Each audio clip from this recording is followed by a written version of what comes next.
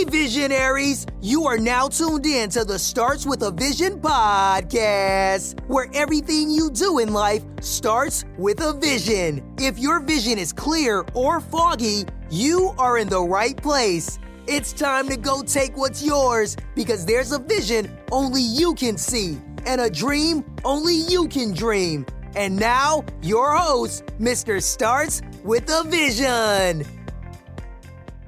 What's going on, world? What's going on? It's Isaiah Fowler, a.k.a. Mr. SWAV. Mr. Starts with the Vision. Look, let me say thank you so much for tuning in to this podcast consistently, baby. We growing, and we got some good stuff coming up. I'm very excited. So I don't want to waste your time, because today we have one of the internet's best kept secrets. What I've learned is there are a lot of best kept secrets out here in these internet streets. Just because somebody is known, don't think that there is not anybody out there who isn't doing good as well, who isn't doing anything, who isn't killing, who isn't very, very knowledgeable on their niche or whatever it may be. Just more people know about them. But today we have Lynn, and she is finally coming out. She is finally putting herself out there, and you guys are going to be hearing a lot more from her. She's going to be making a lot of noise in this internet world, but she is a copywriter, a content creator, content curator, and she really helps people, define their brand by using words to help people increase sales, profitability, and put out a clear message to their audience and to their target market. So if this interests you, then listen to this episode, because there's a lot of knowledge and wisdom in this episode, even deeper than just business or entrepreneurship, more about becoming the best version of yourself. So with that being said, we are going to go into the interview, the episode, the conversation. So Lynn. What's going on, guys? This is Mr. Starts with a Vision. I want to say thank you so much for tuning in to another episode. We have one of the world's best kept secrets on the line right now, and I'm just excited for her to be here. So I want to say, Rochelle, how are you doing today? I am great. How are you? All is well. I'm glad we were able to make this happen, and I'm glad you're finally coming out of the closet and from under the bed, and actually going to start sharing your story with the world. Yeah, it's time. It's time, huh? Why do you feel it's time now? I think I'm ready. I think that, from a personal standpoint, mentally, emotionally, spiritually, I'm ready. I don't think that before now I would, in theory, I was ready in terms of like skill level and things like that. But to handle the weight of it all, to figure out how to manage it, to balance personal life versus business life, I wasn't ready. Okay, I got you. Well, that's what's up. So let everybody know. I mean, I know you're a copywriter. I know you've been writing for a while, but let everybody know exactly what you do and what the world needs to know you as. So technically, I'm a digital content and brand manager, and that means that I help work with my clients to create compelling content that helps them attract and engage their ideal audience.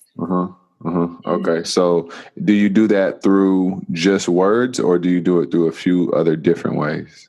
Primarily through words, a few other ways as well. We talk about your brand overall and how to build the proper content that is in alignment with your brand. So it touches a few different areas.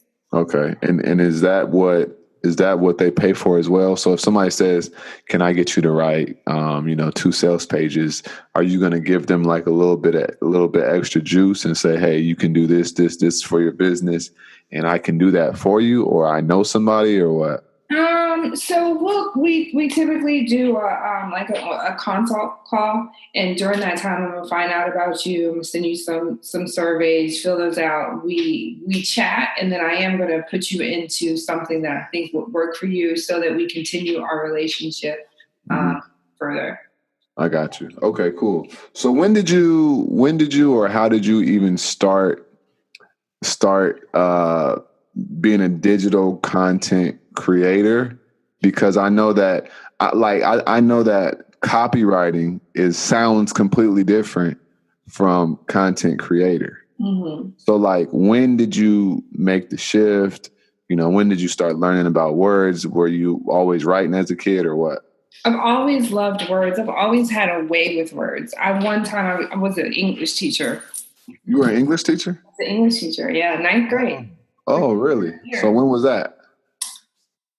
2005, 2006.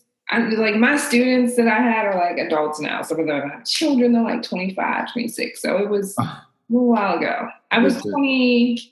When in the classroom, I was 23. I'm 35 now. So Okay. 2006, 2007, maybe. Okay. Now that's a pretty big change. It is. That's a pretty big change. So you were a teacher, and where did you go from there? I went to a nonprofit accreditation agency, and I wrote educational policy for colleges and universities to be accredited. Mm-hmm. Oh, so I know you had to be good with words. Yeah, because they be finessing all day. Finesse. It's not. Yeah, it's just it is. It's understanding the mechanics of words and how to phrase everything properly. But I've always loved words. I've always been able to move people with my words. Mm-hmm. So, yeah. Okay. So after you did that, after you kind of were doing educational policy, where did things go from there? Did you say, I am going to start a business? Did somebody just ask you for help with something and then it kind of went from there? Or what did it all look like?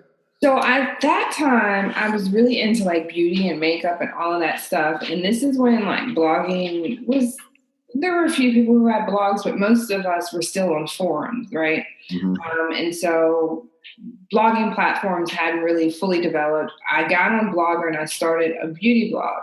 Mm-hmm. And it was just perfect timing. Started this beauty blog, hopped on Twitter, and just fell into all of these amazing opportunities. Started building up my freelance beauty business and blog. And then I lost my job. Oh, you lost your job. Lost my job. Okay, so that's where it starts getting interesting. Yeah.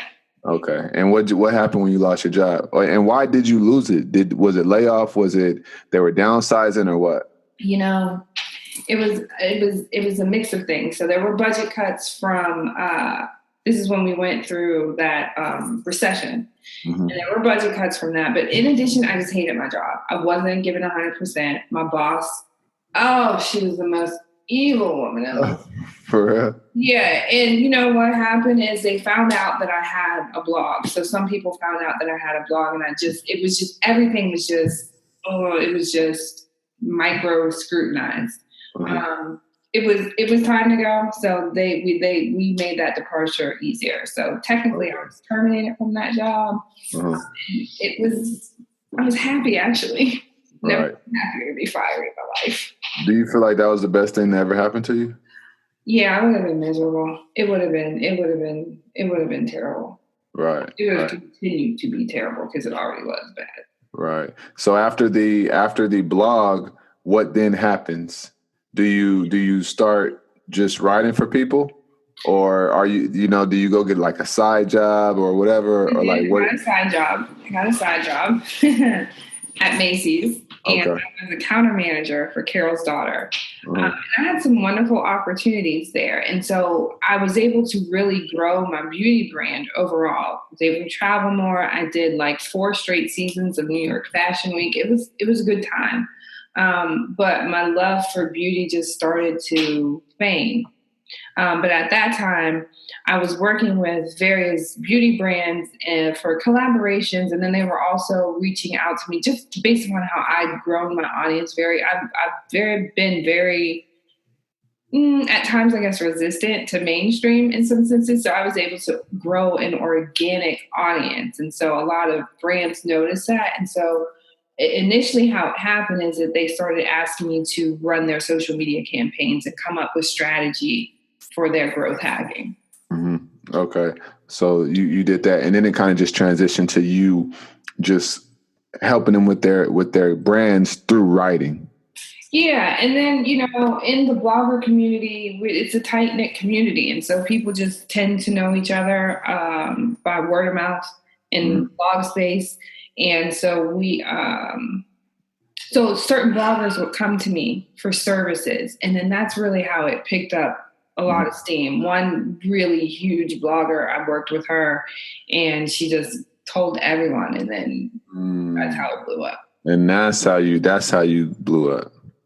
Okay. And so from there, what do you think is like the biggest thing that you learned from kind of just entrepreneuring? I learned that you should, unlike me, you should probably always have a plan. You should probably always, because I didn't have a plan. I was just winging it. This just happened. It's not as easy as people make it. It's not as easy as people make it look. Not. And there's different types of entrepreneurship. I think a lot of times we're sold into having a startup or something that needs a huge influx of cash. So I've even, just how I look at entrepreneurship based upon 2007, 2008 to now is just completely different. Right. What's the biggest difference? You can literally, in 2017, you can literally be anyone you want to be. I'm talking about, I have a client who is an erotic fiction writer. I deal with hairstylists. I have dating coach. I mean, it just, anything that you're passionate about, you can do it. You can be anyone who you want to be. Is that can be a good thing, but do you think it could be a bad thing as well? I think when it's, I think one big problem is because there is such a wealth of information, I think sometimes people are reluctant to get proper training and be mentored and understand. And I don't think we understand the mechanics of business as much as we should. It looks very easy, and it oftentimes is very easy to start a YouTube, create an Instagram, and just a lot of times one of the issues that I run into is people will come to me and they expect certain pricing or for me to work a certain way. And it's like, it's not that easy. We've got to gut out your whole business to make this run right. And so sometimes people will look at their social platforms and say, well, I've got 10,000 followers. I don't need you to help me with my branding or my ads or my messaging. And it's like, okay. Sure. I kind of still do, because you could be probably making a whole bunch more, or you could be reaching a completely different group of people that you may need to be reaching. Right. Right. I got you. And you said you realize that there are different types of entrepreneurship. What types of entrepreneurship did you see that there was? Did you learn that there was? I realized more about the solopreneur. I realized that it's possible to be in business, in a service-based business, more so than a product. I think that was one of the biggest things that stressed me out when I initially started in business, because I didn't have a tangible product. Like, I wasn't about to, no shade. I wasn't the girl who, a t-shirt didn't fit into my brand. Mugs didn't fit into my brand. Makeup bags didn't fit. And so for a very long time, I felt very left out because I didn't have a thing to sell. And that's probably because I came from the world of beauty blogging. And so it was so product based, and a lot of girls started makeup lines and polish lines. And I was just like, well, I don't have that. And I don't necessarily know that I want that. Now, I get that 100%. And how do you feel like you'll always be in the service sector? Or do you feel like in the future you may go towards products? So I do have some products. There are some products on the site. I'm actually working on a product right now that is not a subscription box, but it's going to be completely printed and put into a box and shipped to you. And then I'm thinking about, this is an update that I'll give you offline, of course. I have my whole plan of what something is going to, it's kind of going to be an extension of the brand, of the Rochelle Lynn brand. And there we'll have the journals and the mugs and the notepads and things like that. I think for me, I'm all about kind of just allowing things to flow.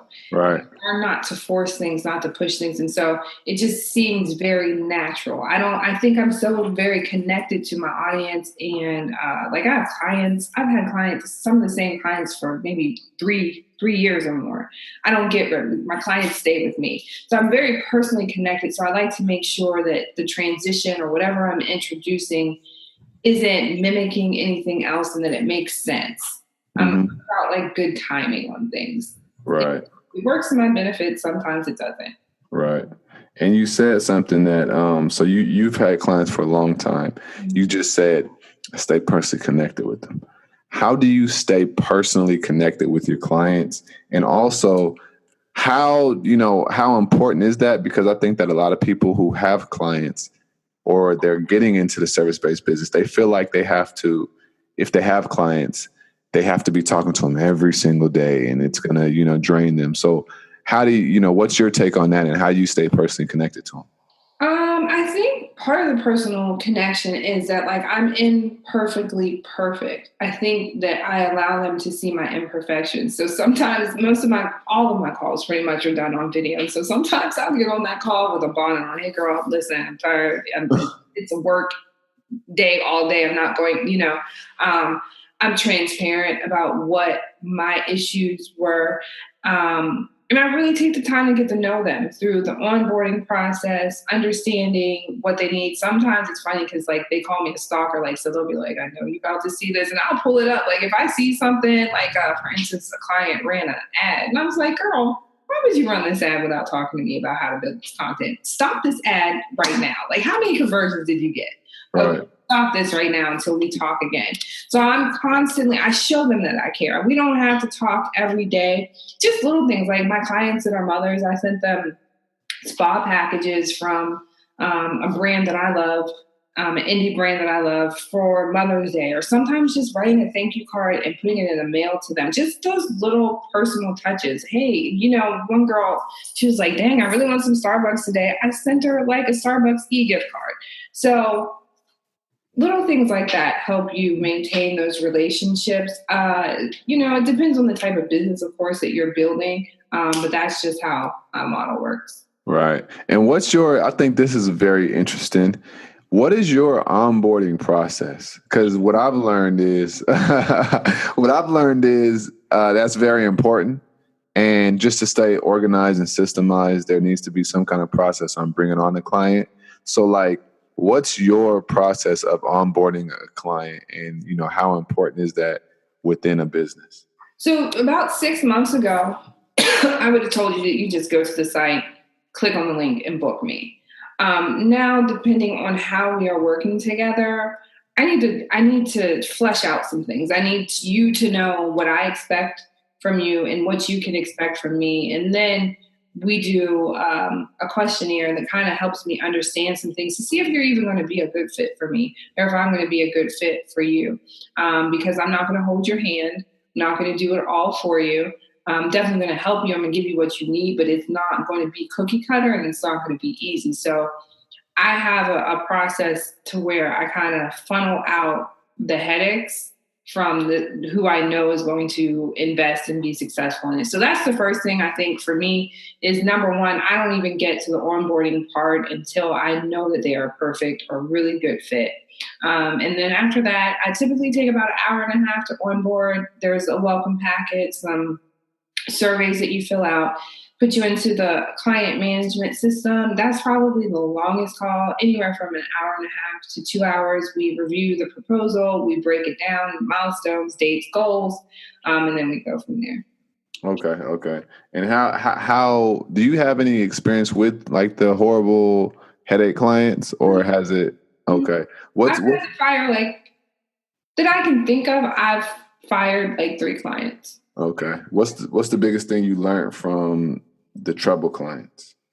That it was not that it was them. Is that somewhere I failed on my systems, and there was something on the back end of my office that did not help me better weed out that headache, because I could have identified that at first. And then there's also, and I don't think too many business owners talk about this, sometimes we take clients out of desperation just because we need to. Sometimes we'll take someone like, oh yeah, I gotta make sure my car insurance is paid. Or, oh yeah, I got this premium coming up. Oh yeah, I gotta, sometimes we just take it for the dollar amount. And we're not intentional in thinking about what kind of headache that might cause us, or if it's even right for you and that potential client. Mm-hmm. What are some of your indicators of, oh yeah, we're not going to be a good fit? The first indicator is normally, timeliness sometimes. If someone tells me 10 minutes before a call that they can't make the call, or their willingness to do everything in advance that needs to be done, fill out the surveys, complete forms, those things are timestamped. So I can see if you just filled this out 10 minutes before our conversation, I see how committed or uncommitted you are to the process. And then also the people who just kind of want to nickel and dime you. Mm-hmm, mm-hmm. Those are, would you say those are like the three biggest ones? Mm-hmm. Yeah, I think that the nickel and diamond is big, and also the timeliness, but that's why you say now you have certain systems in place to even get to the point where that's disqualifying them. Mm-hmm. Right. Mm-hmm. All right. And you said something earlier just about entrepreneurship, and you can be a solopreneur, but how do you feel about solopreneurship? Because a lot of times people say, if you're working, then you don't have a business, right? And stuff like that. So, what do you say, or how do you feel about just solopreneurship? Do you feel like it's viable, et cetera, et cetera?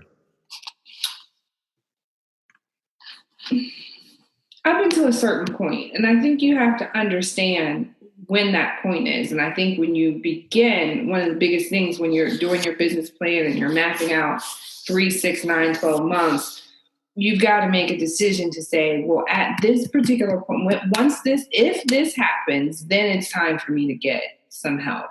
And I think that one of the issues I have with the people who bash the solopreneurship is that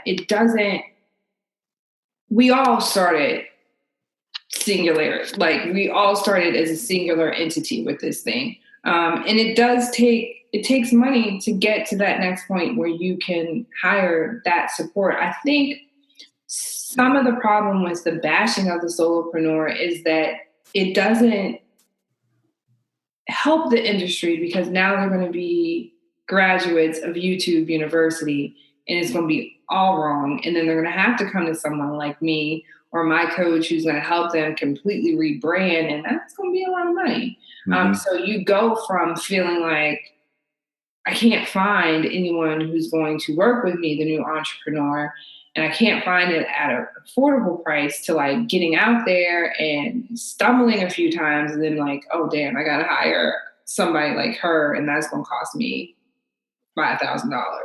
Mm-hmm. I don't think there's enough give in the middle that supports the solopreneur. Right. And it's funny you say that, because I just had a sales call yesterday with somebody, and I told him the price, and he said, man, I just had a phone call with somebody, or I had an opportunity, I guess you can say, with somebody about 9 months ago, and it was the same exact price, but he said, I pretty much tried to do it myself. Mm-hmm. And here I am having the same conversation with somebody new. So, and it's a lot of money. Mm-hmm. So that exactly goes to your point. And that's more so just, do it right the first time and hire the right person the first time. Mm-hmm. And that way you won't have to worry about that long term, because you don't want to have to be forking out, $10,000 every 3 months. Right. Just to correct things. Because a lot of times the correction, that's not the money part. That's just this foundation and the setting up of. Mm-hmm. People want to see an immediate ROI from that. It's bro, we have to get this stuff set up to the beginning, because it's all right, exactly. But that's some good stuff, and that's very interesting. How do you feel about just being an entrepreneur by yourself. What's your team look like? I have a virtual assistant. Okay. I have a social media manager. Okay. I'd like to have, dear God, I'd love to have a graphics designer on retainer if they weren't so daggone flaky. I just can't find a non-flaky graphic designer. Really? What makes somebody flaky? I've never had it's just always a very long wait time to even speak to them. Then it's a long turnaround time to get the work. And so I probably am going to think about a different approach that I can have someone fully on a team to route that to. So my team is probably going to make a shift. I want to make a shift with someone like in social media, someone who is a little more strategic, probably. I know I need some Facebook ad people to help me out there. So just growing and delegating and just understanding when it's time to delegate. Right. And for you, do you feel like it's about that time to really start doing a lot more outsourcing for the brand and for the business? It is absolutely time, especially when I think about the goals that I have for next year, how I want to grow. I am going to need a team. Right. What are your goals for next year? I like that. I like that. That means they're big. So I am definitely going to have this conversation today. I'm going to be writing scripts for conferences. Nice. So, and speaker scripts and things like that can be licensed and reused. So whole conference scripting is what I'd like to get into. And I'm going to need a team for that. So that's where I think about my business of, okay, well, what am I going to leave? Like, I need to leave something for my legacy. I don't have any children yet, but I always think about my children to come. What am I going to leave for them? And those are things that I would like to leave for my legacy. Right. And you mentioned something earlier, and I really think that this is very extremely important. So we're friends on Facebook, and I told you, I said, man, you didn't glowed up, you didn't made a change like 360 or 180, however you want to call it, right? And so I asked you, just kind of like what made you or whatever. And you said that you just weren't the way you felt about yourself in all aspects of your life. So can you just talk about the importance of how you feel mentally, physically, spiritually, when you look in the mirror, how do you feel and how that correlates to business? Oh my gosh, if you're having a bad day, if you're an entrepreneur, especially if you're part-time or full-time, if you're having a bad day, you just don't feel like dealing with your business. And when you are up against challenges in your business, because every day I face a challenge in my business. Like, it may not be enough to make me, but every day I'm challenged with something in my business. And if I can't sort out that personal stuff, that challenge is going to take me out. That challenge I'm faced with within my business is going to take me out. And so there are things that I always show people in the office space, like I'm thinking about getting a chalkboard wall probably.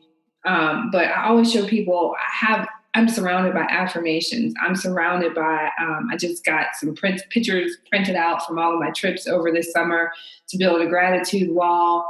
I have my affirmations up there. I set my weekly goals, my work plan. So I just constantly surround myself. And I even listen to positive, I listen to The Game of Life and how to play it every day, sometimes multiple times a day. It's so important that you have self-care, that you keep your mental and emotional health in tip-top shape, because if not, it could really take you out. Especially, I'm a woman, so I can only speak to women. We are so emotional. We are such emotional creatures, and something can happen in the middle of the day that'll just throw you. And you got to figure out how to ride the waves. Yeah, you guys definitely. I understand that 100%. And it could be something so small, but it could really, really, really shift the whole vibe and feeling of your whole day. So that's very important. Well, how did you like your weight loss journey? How did that begin? You want the honest version, or you want me to give you the shiny, sugary? Well, since we don't do fluff over here, I really want the real, raw and uncut. Because somebody I was in a really bad relationship. He was trash. And to be completely transparent with you, I was doing things, or I was tolerating things in this relationship that I just couldn't even. I was like, girl, like I was having out of body conversations with myself, like, girl, like, Right. what are you doing? Like, come on, you are better than this. And honestly, I just woke up one day. I went to the gym. And I was like, okay. And then the next day, I was like, okay, I'm going to do this juice fast. I did a 10-day juice fast. And in addition to that, I cut everything else out. No TV, no social media. I only listened to podcasts. I only listened to things that fed my spirit and my soul over the course of those 10 days. And that was like a journey right there. And so I dropped maybe 10 or 15 pounds in those 10 days, and I kept it up. And I remember him, he lives in Philadelphia. We lived apart. And I remember seeing him, and he was like, I feel like you just lost a whole half a person in like 3 weeks. And I was just I just kept at it. And then I went to, on Twitter. I used to be on Twitter a lot. And so I was tweeting, and it was the time of the Black Enterprise Entrepreneurs Conference. And I was like, oh my gosh, I'm going to go. I was tweeting to win. And so Alfred Edmonds hops in my DMs, and he's like, hey, you want to come to the conference? Because if you want to, we got you. What? I went to that conference in Miami for free. So I invited the guy, even though we're going through all this stuff, like, you know, women still holding on. I invited emotions, right? And he wasn't able to go. So I went by myself. And I went to Miami for a week by myself with this new weight loss. And I was like a free bird. I didn't know what to do. And so that's when the turn up began. And that's when the glow up happened. That's when it happened. And because you also got around a whole bunch of different type of people who were thinking different as well. I just realized how people, I realized how, and this is, I don't want people to feel like, oh, I got to lose weight. I'm not telling you, do whatever you want to do. I realized because of my weight, how it impacted me.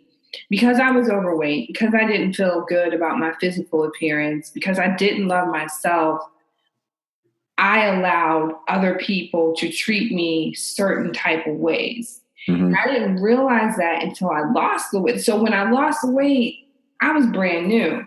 And I had got this newfound confidence. And I started realizing, oh, you think I'm a sucker. And I started telling people, no, I can't do that. No, that's not acceptable. Actually, I'm going out of town this weekend. Can't be there for that. And then I started seeing these shifts. And I was like, oh, shit. Right. So for me, it was a very, very, very big learning experience. It's something that I'm going to talk about in fuller detail. Everyone doesn't have that experience with weight. Everyone doesn't need, everyone has a personal story. But for me, to shed those pounds was symbolic of so much other stuff. Yeah, it's so much deeper than just that. Yeah, and it's mental. People don't, people think that, oh, just stop eating, go work out. And that's why I tell people, like, it's mental. It's so mental. 100%. I agree with you definitely because, even with like materialistic things, right? Some, a person may come off materialistic, but that doesn't mean that they're a bad person or they're materialistic. That new house or new car that they're showing off, it may just be a symbol of everything that they've overcome. But you know what, too? We got to stop doing that. So this year I brought a BMW. I purchased a BMW, cash. All right, here's the thing. It's an older car. Like, it's not even a brand new BMW. But the way that people reacted, like, oh, well, why can't I have nice things? Right. I work very hard. And so I think as entrepreneurs, especially as African-American entrepreneurs, I think one of the first things that we have to do is allow ourselves to have financial prosperity. It's not a bad thing. It's not a bad thing to want nice things. I share a lot on my Instagram stories, and I talk about affirmations and manifesting things. And there was a time for about a month and a half where every day I wrote on a Post-it note, Gucci bag, Gucci bag, Gucci bag. all I wanted was a Gucci bag, right? Mm-hmm. And it got to the point where I was like, I don't know how I'm going to get this Gucci bag, but I'm going to get a Gucci bag and it's not going to cost me that much. So I would go to Gucci stores and I would get the history on certain bags. Well, I ended up getting the Gucci bag that I wanted. I got a certified vintage one, and it was only like $150. How did you manage that? How did I manage to get it? Was it like just because you were working hard and you was making money, or No, I was just, like was it some crazy manifestation story? Like I was intentional about it. I decided that I wanted it. So every day I kind of reminded the universe that I wanted it. So I put an affirmation to it. I'd write it on a Post-it. I'd stick it to my wall. So every time I looked to the side, I saw a Gucci bag. So I'm thinking about Gucci bag, but not just that. I took it a step further. And so I would go to the store and I would look at the bags and I would feel them. And so to me, I'm very into mindset and the law of attraction. And so that was kind of like, okay, she's ready. I can maybe give her this. And I put parameters around it. Like, okay, I'm willing to get a classic vintage one because it's classic and it's vintage. It's going to last forever. So that's kind of how that happened. Sometimes I feel like things happen and I don't know exactly how they happen. I just put my intention to it. And I think the universe does the rest. Right. What's your thing right now that you're manifesting in your life? A house. A house? Mm-hmm. Okay. Is it going to be your dream house? No, not the dream house yet. So I really am interested in investment property. So honestly, it's not just one house. It in a perfect world, about 3 houses. And I don't really know how I'm going to do it, but I did get a realtor and we met last week and I am going to go physically walk into these houses with my contractor and there'll be investment properties. So I think for me, it's just the idea that I want it. And until I figure out the way to get it or until it comes to me, I do everything to show that I am ready for it. Right. Yep. And there's a quote, Terry Crews, right? Mm-hmm. So I was watching an interview a while back and he says, if you want to get a house, right? If you want to go be a homeowner, he said, then go buy a rug. And I was like, whoa, like that was so deep to me because that literally shows that the smallest thing possible can create the biggest dream. Come true because you need a rug to have a house and, put the coffee table on top of the rug, whatever it is. So if you want that house, then go buy you a $30 rug or a $15 rug. And from there, that intention is going to set and it's going to plant that seed. And then eventually you'll get that house or the place that you want. Absolutely. So that goes back to what you're saying. You got the realtor, you met up with her. Now you're going to be walking in the houses with the contractor. And from there, you're just going to pull the trigger and make it happen. And, 5 years from now, you're going to have 40, 50 properties under your belt. And then we're going to be reading about you in books and stuff like that. Yes, thank you for the 40 or 50. I accept that. And can you add my office building in there too? Hey, no, that's going to be part of it. You're gonna have a little strip plaza, and your office gonna be in there, and everybody gonna be paying you rent. You see how we speak. See how we speak that? Yes. Yeah, that's what's gonna happen though. But definitely, I really do agree. You know what? Let me give everyone a tip. So everyone's gonna be like, "Well, how can I do this?" I bet you people are gonna inbox you, like, "Well, how do I do this more precisely?" And because I am a creative. And I am a writer, this is one thing I tell people to script it. So I tell people, every new client that I work with, I ask them to write their business story in the present as they see it in the future. And to put it in a place where they can see it every day. And that helps a lot as well. Right. And that just goes with those sticky notes. Even if it's not the whole story, it's something that's sticking right there and you could see it. And so back to when you asked me about the product, and because this is part of, again, if you follow me on Insta stories, this is part of my brand. This is part of who I am. When I release these sticky notes, these custom sticky notes and affirmation boards and manifestation journals, it makes sense because you see me using it. Absolutely. So it's a part of who you are. And people buy into people and not just products. Absolutely. Hey, I got you. Well, how can people contact you and reach out to you? You can reach out to me via email.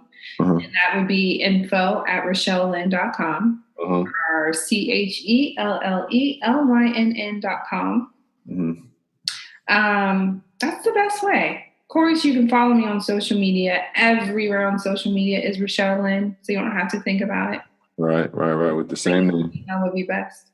Got you. Well, I appreciate you so much. And I'm going to tell you, and I'm going to say, don't you be hiding for too much longer. Don't be hiding for too much longer because people need you. Yeah. You done? So you done hiding? I'm done hiding. I'm in the light. Okay. So you said that publicly. What'd you say? I'm out from under the rock. Good. So you said that publicly, so you know you can't renege on that. Yeah, I know. Cool. Well, everybody listening, reach out to Rochelle if you're looking for, written content and or brand management or whatever else she may offer on the under. And I really appreciate you guys for listening and tuning in. And that is going to be the show. I know that you enjoyed it because I got a few nuggets as well. So with that being said, man, we're going to talk to you on the next episode. Thanks for listening to the Starts with a Vision podcast. Come get your vision clear at www.startswithavision.com. See you there.